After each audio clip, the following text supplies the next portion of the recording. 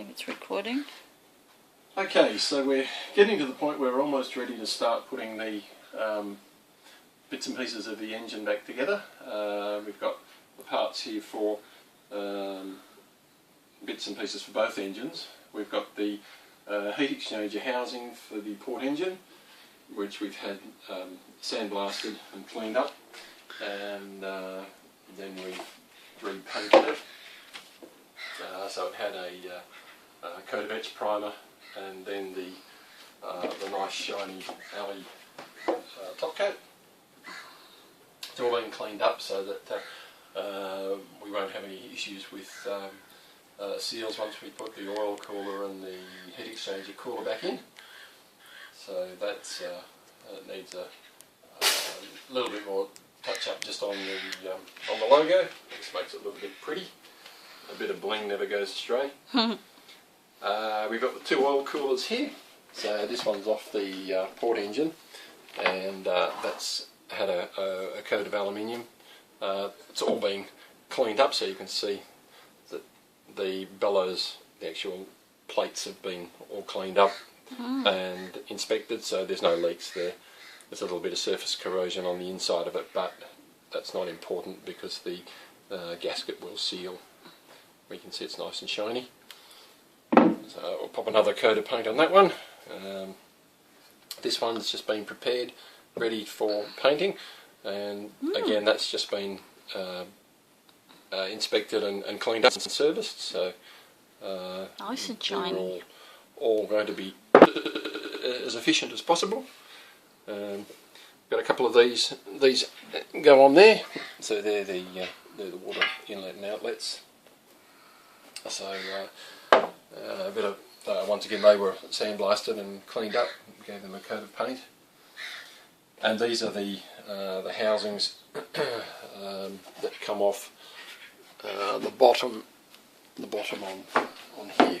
So they go onto there, and so we've just given them a little bit of a clean up, and they'll get a coat of paint as well. So we've got the port and starboard engines.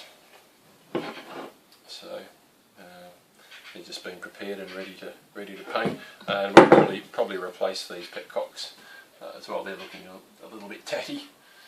So and that's the drain pipe from the housing. So give that a little bit of a clean up, and we've also got the electric clutch. This is off the deck wash pump. So this was this sort of fits in there, and when you activate the coil that's in there, that's just effectively an electromagnet in there, and it's just potted with an epoxy material.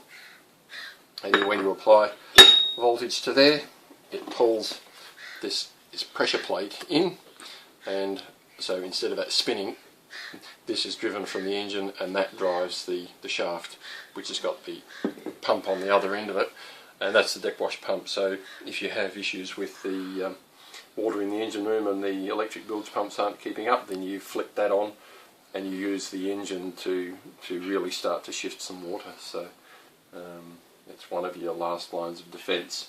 There's also people who have had issues, water coming in, or they've struck a rock or sprung a leak or something, and the pumps aren't keeping up, so they close the strainers and disconnect the pipe off that, and then they start the engines, and they use the actual engine cooling input to pump out. So that fairly shifts some water, and in an emergency that's not a bad thing to do. So. What's that bit? That is just the housing for there. That goes on on there, and then the rest of that connects on to the rest of the deck wash pump, which is still being cleaned up.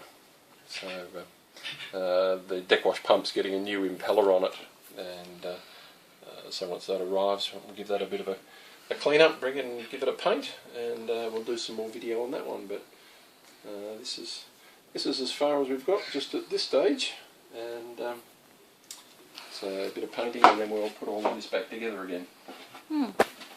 Very good.